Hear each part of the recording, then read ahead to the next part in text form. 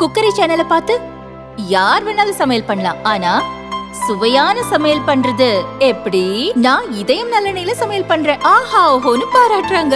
நீங்களும் இதயம் நல்லெண்ணெயில சமையல் பண்ணுங்க, பாராட்ட வாங்குங்க. தினம் தோறும் வாங்குவே இதயம் இதயம். அன்பார்ந்த நெல்லை பாய்ஸ் திரைப்படத்தின் தயாரிப்பாளர் தம்பி ராஜா அவர்களே, இயக்குனர் கமல்ஜி அவர்களே, இசையமைப்பாளர் பிரசாந்த் அவர்களே, திரைப்படத்தின் கதாநாயகன் தம்பி அறிவழகன் அவர்களே, கதாநாயகி தங்கை ஹேமா அவர்களே, இந்நிகழ்வில் பங்கேற்று வாழ்த்துரை வழங்கி அமர்ந்திருக்கிற பெருமதிப்பிற்குரிய அண்ணன் கலைப்புலி தான் அவர்களே, வாழ்த்துரை வழங்கி நிகழ்வுக்கு சிறப்பு சேர்த்திருக்கிற பெருமதிப்பிற்குரிய அண்ணன் கே ராஜன் அவர்களே,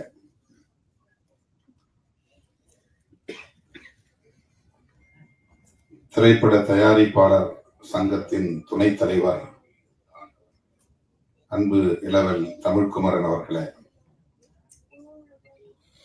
தமிழ் திரைப்பட தயாரிப்பாளர் சங்கத்தின் செயலாளர் திருமிகு ராதாகிருஷ்ணன் அவர்களே, மற்றும் இந்த நிகழ்வில் பங்கேற்று இதனை சிறப்பித்துக் கொண்டிருக்கிற திரு எஸ்.கே. சம்பத் அவர்களே, சஞ்சய் செல்வம் அவர்களே, மதன் குமார் அவர்களே, அபிநயா ஜென்சி அவர்களே, விஜித் அவர்களே, ரியாத் அவர்களே, வித்யாராம் அவர்களே, திருமதி லாவண்யா அவர்களே, மற்றும் திரு சிவகுமார் அவர்களே, இந்நிகழ்வில் பங்கேற்று இதனை சிறப்பித்துக் கொண்டிருக்கிற இந்த திரைப்பட குழுவை சார்ந்த தொழில்நுட்ப கலைஞர்களே, திரளாக கூடியிருக்கிற தமிழ் சொந்தங்களே, உங்கள் அனைவருக்கும் என்னுடைய பணிவார்ந்த வணக்கத்தை தெரிவித்துக் கொள்கிறேன். மிகவும் நேரம் கடந்து இந்த நிகழ்வை நாம் தொடங்கி இருக்கிறோம் என்று ஒவ்வொருவரும் இங்கே பேசியதை நீங்கள் அறிவீர்கள். காலத்தாழ்வுக்கு நானும் ஒரு காரணம். அதற்காக என்னுடைய வருத்தத்தை தெரிவித்துக் கொள்கிறேன். நெல்லை பாய்ஸ் என்கிற இந்த திரைப்படத்தின் பாடல் வெளியீட்டு விழா, அதிலே பங்கேற்கிற ஒரு வாய்ப்பு,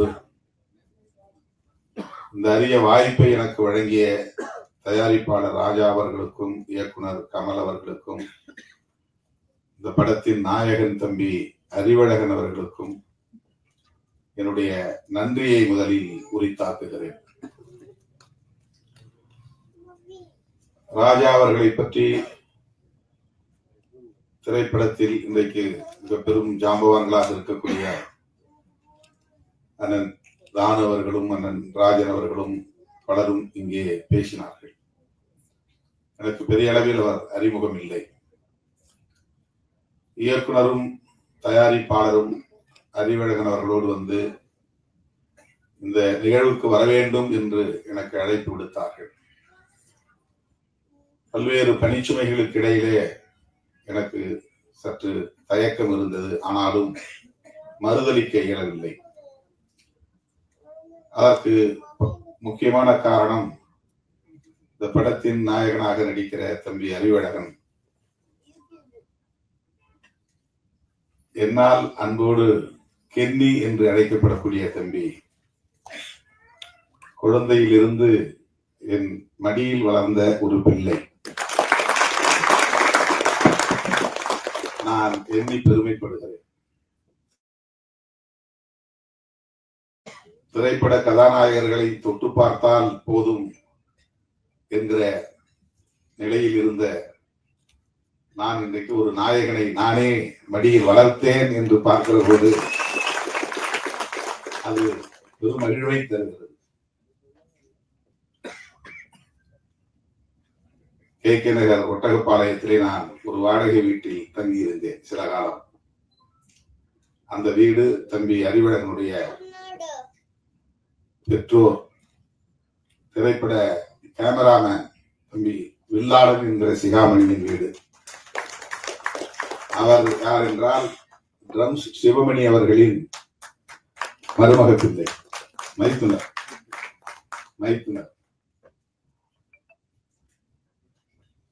அந்த வீட்டில் நான் இருந்தபோது 1 வயதோ 2 வயதோ 3 வயது குழந்தைகள் என்றால் எனக்கு அப்படி ஒரு பிரியம் உண்டு. அதிலும் இவன் வித்தியாசமானவன். பார்ப்பதற்கு மிகவும் அழகாக கவர்ச்சிகரமாக இருப்பான். அவ்வளவு அழகிய ஒரு குழந்தை, கொழுகொழுவென்று இருப்பான். அவன் நான் வெளியிலே சுற்றுப்பயணம் போய்விட்டு வந்து நள்ளிரவு வந்தாலும் அவனை பார்த்தால் விடமாட்டேன். காலையில் நிகழ்ச்சிகளுக்கு புறப்படுவதற்கு முன்பு அவனை பார்த்து விட்டு தான் செல்வேன். அப்படி அவன் மீது ஒரு பிரியம். நிறைய கிள்ளி வைத்திருக்கிறேன், கடித்து வைத்திருக்கிறேன்.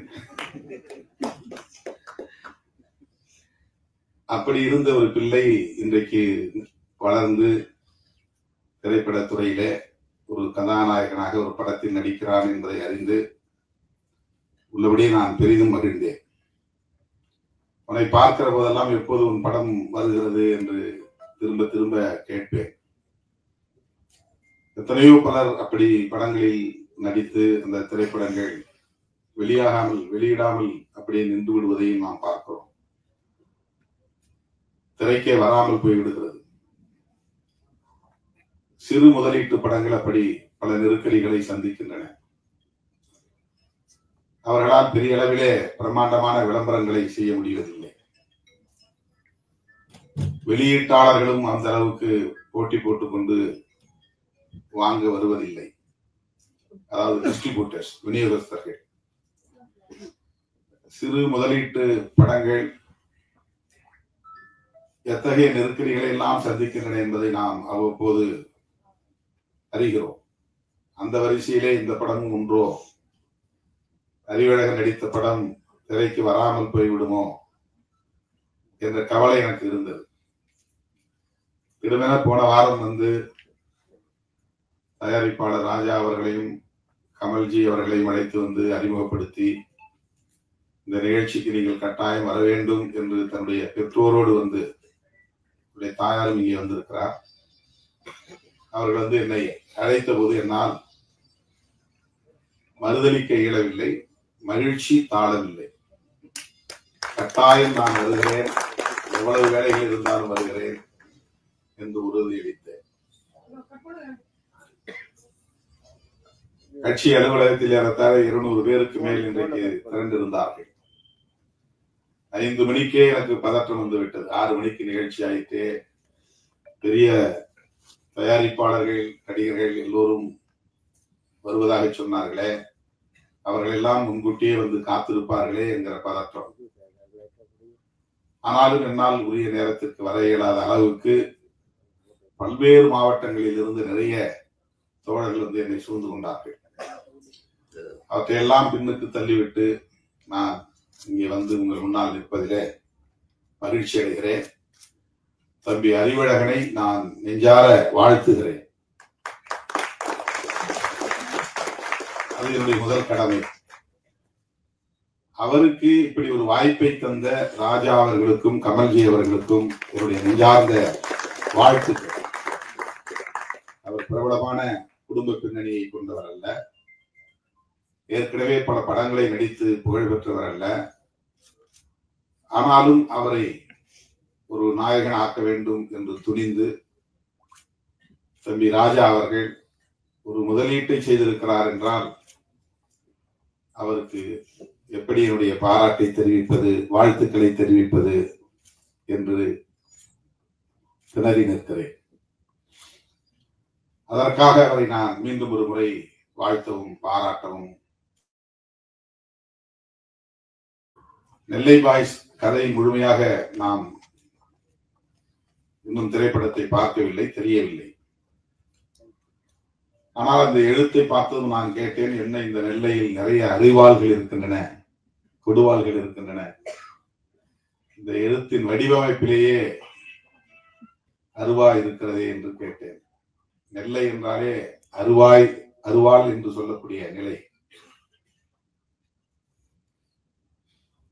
அப்படித்தான் அதை சித்தரிக்க வேண்டும் என்று இல்லை.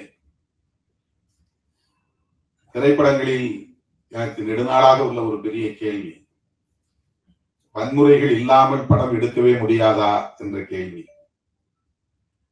வன்முறைகளுக்கு முன்னுரிமை அல்லது முக்கியத்துவம் தராமல் திரைப்படங்களை எடுக்க முடியாதா என்ற கேள்வி. திரைப்படங்களில் காட்டுவதை போல் உள்ளபடியே மக்களிடையே வன்முறை கலாச்சாரம் இருக்கிறதா என்ற கேள்வி. இயக்குனர்கள் மாற்றி சிந்திக்க வேண்டும். ஒரு கதாநாயகன் என்றால் அவன் 10 பேரை ஒரே நேரத்தில் அடித்து வீழ்த்துவான், 100 பேரை எதிர்கொள்வான். பெரிய அளவில் ஒரு தாதாயிசம் அல்லது ரவுடியிசம் இருந்தால்தான் அவன் ஹீரோ என்று கட்டாயமாக வலிந்து அதை காட்டித்தான் ஆக வேண்டுமா என்ற கேள்வி எனக்கு உண்டு. நெல்லையில் எவ்வளவோ பேர் கல்விமான்கள் இருக்கிறார்கள், தொழிலதிபர்கள் இருக்கிறார்கள், ஆய்வாளர்கள் இருக்கிறார்கள், நீதிபதிகள் தோன்றி இருக்கிறார்கள். இன்னும் பல்வேறு சிறப்புக்குரியவர்கள் இருக்கிறார்கள். தென் மாவட்டங்கள் என்றாலே அருவா கலாச்சாரம், நெல்லை என்றாலே அருவா கலாச்சாரம் என்பதை போன்ற ஒரு தோற்றத்தை ஏற்படுத்துகிற போக்கு தொடர்ந்து இருக்கிறதே என்ற கவலை எனக்கு உண்டு. இந்த படத்தை வைத்து நான் பேசுவதாக கருத வேண்டாம், பொதுவாக பேசுகிறேன். அதை நாம் நியாயப்படுத்துகிறோம், காதலும் வீரமும் தமிழர் பண்பாடு என்று. வீரம் என்பது வேறு, வன்முறை என்பது வேறு. நான் மதுரையிலே 90களின் தொடக்கத்தில் இந்த இயக்கப் பணிகளை ஆற்றிய போது தோழர்களுக்கு பேசுகிற போது வீரம் என்றால் அருவாளை தூக்குவது என்று பொருள் அல்ல. நெருக்கடிகள் சூழ்ந்த போதும் கொள்கை நெறிப்படியே வாழ்தல் வீரம் என்று ஒரு முழக்கமே நான் எழுதினேன்.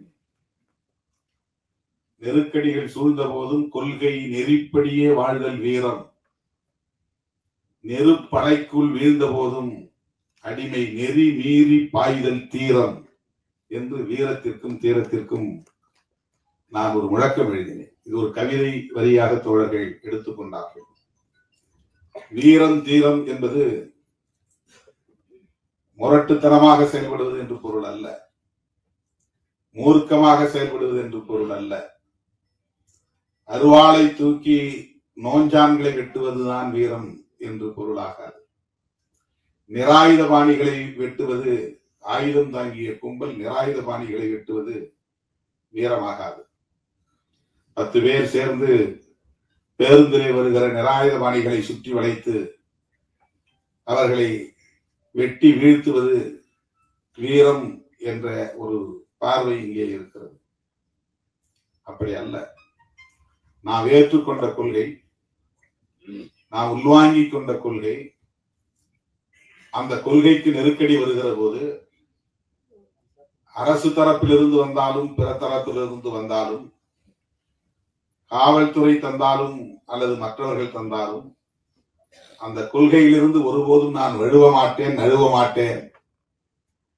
சிறையில் அடைத்தாலும் அதிலிருந்து பின்வாங்க மாட்டேன், துப்பாக்கி சூட்டை நடத்தினாலும் அதிலிருந்து பின்வாங்க மாட்டேன் என்று எதிர்த்து நிற்பதுதான் உண்மையான வீரம். ஆனால் நாம் இங்கே வன்முறையை வீரமாக சித்தரிக்கிறோம். ரவுடியிசம் என்பது வேறு, ஹீரோயிசம் என்பது வேறு. ஆனால் இங்கே ரவுடியிசம் தான் ஹீரோயிசமாக மீண்டும் மீண்டும் உயர்த்தி பிடிக்கப்படுகிறது. புரட்சி என்பது வேறு, வன்முறை என்பது வேறு என்று நான் ஒரு பாடல் ஒரு திரைப்படத்திற்காக எழுதி கொடுத்தேன். அந்த பாடலும் திரைப்படத்தில் புரட்சி என்பது கட்டாயம் ரத்தம் சிந்திதான் ஆக வேண்டும் என்று இல்லை. புரட்சியாளர் அம்பேத்கர் செய்தது ஆயுதம் இல்லாத ஒரு புரட்சி. அவர் எந்த இடத்திலும் ஆயுதம் ஏந்துவோம் என்று சொல்லவில்லை. ஆயுதம் ஏந்துவதற்கான எந்த சூழலையும் அவர் உருவாக்கவில்லை. ஆனால் இன்றைக்கு இந்திய அரசியலில் விவாதங்களின் மைய பொருளாய் இருப்பது அம்பேத்கரின் சிந்தனைகள் தான், அரசமைப்பு சட்டம் தான் இன்றைக்கு இந்திய அரசியலின் மைய பொருளாக இருக்கிறது. நாம் இங்கே சமூக நீதி என்று பேசுகிறோம், அது அரசியலமைப்பு சட்டத்தின் கோட்பாடுதான். சுதந்திரம் என்று பேசுகிறோம், அது அரசியலமைப்பு சட்டத்தின் கோட்பாடு. சமத்துவம் என்று பேசுகிறோம், அது அரசியலமைப்பு சட்டம் முன்மொழிகிற கோட்பாடு. மதச்சார்பின்மை என்று பேசுகிறோம், அது அரசியலமைப்பு சட்டம் முன்மொழிந்திருக்கிற கோட்பாடு. ஒரு தரப்பு மதம் வேண்டும், அரசுக்கு மதம் வேண்டும் என்று சொல்லுகிற தரப்பு இங்கே உண்டு. அரசுக்கு மதம் வேண்டாம், மக்களுக்கு மதம் வேண்டும். மதம் என்பது அரசுக்கானதல்ல, மக்களுக்கானது. இதுதான் அரசமைப்பு சட்டம் சொல்வது. இது எவ்வளவு பெரிய புரட்சி! இன்றைக்கு எளிய மக்கள் கல்வி பெற முடிகிறது, அதிகாரம் பெற முடிகிறது, கருத்து சொல்ல முடிகிறது, ஆளும் வர்க்கத்தை எதிர்த்து போராட முடிகிறது. இவ்வளவு வாய்ப்புகளையும் எது தருகிறது என்றால் அரசமைப்பு சட்டம் தருகிறது. இவ்வளவு பெரிய மாற்றங்கள் இன்றைக்கு நிகழ்கிறது என்றால் அது அரசமைப்பு சட்டத்தால். ஒரு காலத்தில் பெண்கள் வீட்டை விட்டு வெளியே வர முடியாது, பெண்களுக்கு கல்வியே இல்லை என்கிற நிலை இருந்தது, சொத்துரிமை இல்லை என்கிற நிலை இருந்தது, அவர்கள் விரும்புகிற வாழ்க்கையை தீர்மானிக்க முடியாத நிலை இருந்தது. இன்றைக்கு அதுவெல்லாம் மெல்ல மெல்ல மாறி வருகிறது. 12ஆம் வகுப்பு தேர்வு முடிவுகள் வருகிற போது மாவட்டத்திலும் சரி, மாநிலத்திலும் சரி, முதல் மதிப்பெண் எடுக்கிறவர்கள் பெண் பிள்ளைகளாக இருக்கிறார்கள். விளையாட்டு போட்டிகளாக இருந்தாலும், வேறு வகையான போட்டிகளாக இருந்தாலும் அதிலே இன்றைக்கு பெண் பிள்ளைகள் முதலிடத்தில் இருக்கிறார்கள். இந்த சில பத்தாண்டுகளில் இவ்வளவு பெரிய முன்னேற்றம் பெண்களிடையே ஏற்பட்டிருக்கிறது. அவர்களால் நீதிபதிகளாக இருந்து தீர்ப்பு வழங்க முடிகிறது, வழக்கறிஞர்களாக இருந்து வாதாடி வெற்றி பெற முடிகிறது, அரசியல் தலைவர்களாக இருந்து கட்சியை வழிநடத்த முடிகிறது. இதற்கெல்லாம் வழிவகுத்தது எது என்றால் அரசமைப்பு சட்டம்தான். இதுதான் புரட்சி, அமைதி புரட்சி. எனவே வன்முறையை புரட்சி என்று நாம் கருதக்கூடாது. ரவுடிசத்தை ஹீரோயிசம் என்று நாம் சித்தரிக்க கூடாது. சொல்லுவதற்கு, பேசுவதற்கு, விவாதிப்பதற்கு, வெற்றிகரமாக அதை மக்களிடத்திலே கொண்டு போய் சேர்ப்பதற்கு நிறைய கருப்பொருள்கள் இருக்கின்றன. தயாரிப்பாளர்களும் இயக்குநர்களும் இன்னொரு கோணத்தில், மாற்று கோணத்தில் சிந்தித்து படைப்புகளை கொண்டு வருவதற்கு நிறைய வாய்ப்புகள் இருக்கின்றன. எல்லோரையும் போல ஒரு குத்துப்பாட்டு இருக்க வேண்டும், நெருக்கமான காதல் காட்சிகள் இருக்க வேண்டும், கவர்ச்சிகரமான காட்சிகள் அமைய வேண்டும். அதுதான் வியாபார உத்தி என்று ஒரு வரையறையை வைத்துக் கொண்டு ஸ்கிரிப்ட் எழுதுகிற நிலை இருக்கிறது. அந்த வரையறைகளை உடைக்க முடியும். கதாநாயகங்களின் மூலம் நம்பிக்கையை மக்களிடத்திலே விதைக்க முடியும். எவ்வளவோ கருப்பொருள்கள் நமக்கு இந்த சமூகத்தில் கிடைக்கின்றன. இந்த திரைப்படம் வன்முறையை அடிப்படையாக கொண்டிருக்கிறதா அல்லது கவர்ச்சிகரமான காட்சிகளை கொண்டிருக்கிறதா என்று நமக்கு தெரியாது. ஆனால் பொதுவாக இப்படி ஒரு பார்வை இருப்பதை நாம் பார்க்கிறோம். நான் பார்க்கிற எல்லா படங்களிலும் குறைஞ்சது 3 சண்டை இருக்கும், 4 சண்டை இருக்கு. அதுல கடுமையான ரத்த வெறி கொண்ட வன்முறைகள் இருக்கின்றன. இதை பார்க்க பார்க்க பார்க்க வன்முறை என்பது இயல்பானது என்று ஒரு உளவியல் இங்கே கட்டமைக்கப்படுகிறது.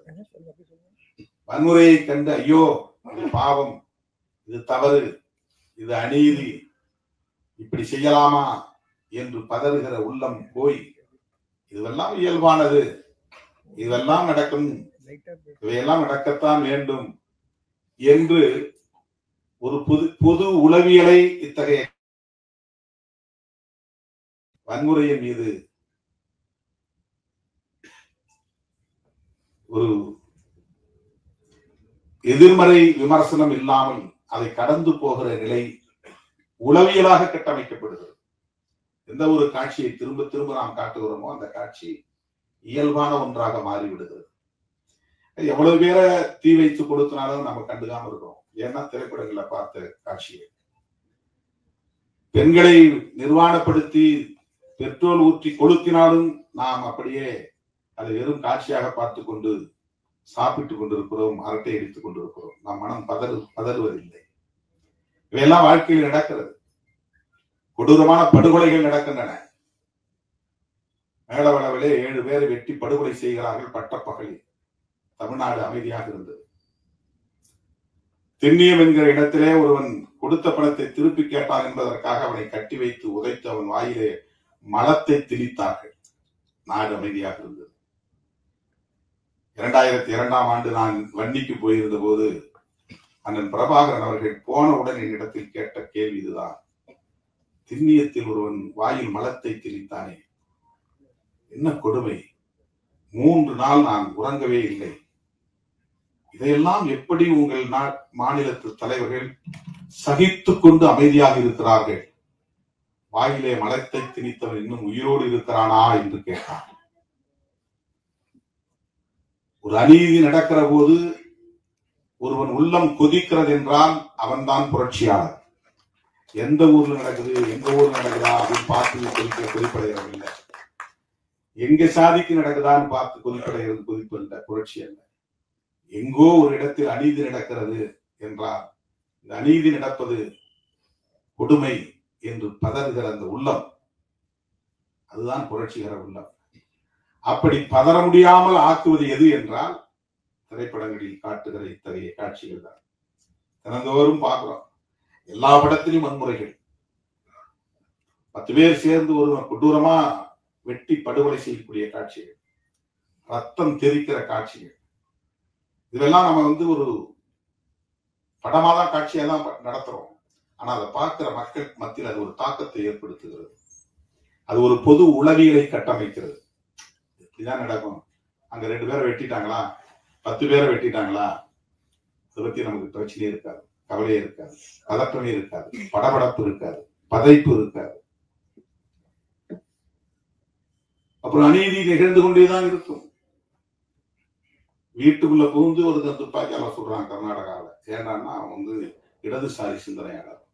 நாடு அமைதியாக இருக்கிறது, பதறவே இல்லை. அந்த கவலையிலிருந்து நான் இதை சுட்டி காட்டுகிறேன். இந்த திரைப்படத்தை முழுமையாக பார்க்க ஆசை. ஏனென்றால் அதிலே தம்பி அறிவிழகன் கதாநாயகனாக நடித்திருக்கிறான் என்பதும் ஒரு காரணம். நெல்லை பாய்ஸ் எப்படிப்பட்டவர்களாக இருக்கிறார்கள், நம்முடைய கமல்ஜி அதை எப்படி இயக்கியிருக்கிறார், நடிகராகவும் தயாரிப்பாளராகவும் இருக்கிற தம்பி ராஜா அவர்கள் எப்படி இதிலே கவனம் செலுத்தி இருக்கிறார், அவருக்கு எதிர்காலம் இருக்கிறது என்று அண்ணன் ராஜன் அவர்களும் பேசினார், அண்ணன் தானு அவர்களும் பேசினார். ஒரு படத்தை தயாரிப்பது எவ்வளவு பெரிய போராட்டம் என்பது நமக்கு தெரியும். சிறு முதலீடு என்றால் அதற்கு சிறு படம் என்று நாம் சொல்லுகிறோம். எந்த படமும் சிறிய படம் பெரிய படம் என்று இல்லை. முதலீடு தான் சிறிய முதலீடு, பெரிய முதலீடு. சிறு முதலீட்டு படங்கள் என்று வேண்டுமானால் நாம் சொல்லலாம், சிறு படங்கள் என்று சொல்லக்கூடாது. தயாரிப்பாளர்களுக்கு இருக்கிற நெருக்கடிகள், தயாரித்து அதை திரைக்கு கொண்டு வருவது என்பது எவ்வளவு பெரிய போராட்டம் என்று நமக்கு தெரியும். வந்ததும் அண்ணன் சொன்னார், 200 படம் வருதுன்னா 190 படங்கள் படுத்துது, 10 படங்கள் தான் ஓடுது. ஆனாலும் இன்னும் 100 பேர் திரும்ப அந்த களத்துக்குள்ள வராங்க. இந்த தகவலை சொன்னார். தயாரிப்பாளர்கள் நலிவடைந்து விடக்கூடாது, நட்டமடையக்கூடாது. அவர்களும் இங்கே பாதுகாப்பு தொடர்ந்து இயங்க வேண்டும். அதற்காகத்தான் இந்த சங்கங்கள் எல்லாம், தயாரிப்பாளர்கள் சங்கம், இயக்குநர்கள் சங்கம் என்று ஒவ்வொரு கலைஞர்களுக்கும் தனித்தனியே சங்கங்கள். தயாரிப்பாளரும் இயக்குனரும் ஒருமித்த கருத்தோடு இணைந்து இயங்கினால்தான் ஒரு படம் முழுமை பெறும். அந்த படத்தை திரைக்கும் கொண்டு வர முடியும். அதற்கு இந்த சூழல் ஏதுவாகவும் அமைய வேண்டும். இவற்றையெல்லாம் கடந்து இயக்குனர், தயாரிப்பாளர் போன்றவர்கள் ஒரு படத்திலே எந்த காட்சிகளை அமைக்க வேண்டும் என்பது, சாதி அமைப்பை நியாயப்படுத்துவது, சாதி பெருமையை உயர்த்தி பிடிப்பது, மதவாத அரசியலை நியாயப்படுத்துவது, இவையெல்லாம் சமூகத்தின் நலன்களுக்கு உகந்தவையா என்கிற சிந்தனை தேவை. பெரியார் அதற்காக தன் வாழ்க்கையை முழுமையாக ஒப்படைத்துக் கொண்டார். 65 வயதிலேயே தன் வாழ்வை முடித்துக் கொண்டார் புரட்சியாளர் அம்பேத்கர். அல்லும் பகலும் படித்து படித்து எழுதி எழுதி உறக்கம் இல்லாமல் அந்த வாழ்வை முடித்துக் கொண்டார். அவர்கள் எல்லாம் இந்த சமூகத்தில் எத்தகைய மாற்றத்தை உருவாக்க விரும்பினார்களோ அந்த மாற்றத்தை உருவாக்குவதற்கு நாம் பெரிதாக திரைப்படத்திலே பிரச்சாரம் செய்ய முடியாது. ஆனால் அதற்கு எதிரான காட்சிகளை அமைத்து ஒரு எதிரான போக்கை சமூகத்திலே வளர்த்து விடாமல் இருந்தாலே போதும். இது என்னுடைய பணிவான வேண்டுகோள். இளம் இயக்குனர், இளம் தயாரிப்பாளர், இவர்களுக்கு எதிர்காலம் இருக்கிறது. ஆகவே இவர்கள் ஒரு முற்போக்கான பார்வை கொண்டவர்களாக பரிணமித்து வளர வேண்டும், வெல்ல வேண்டும் என்று நெஞ்சார வாழ்த்தி வாய்ப்புக்கு நன்றி கூறி முடிக்கிறேன். நன்றி, வணக்கம்.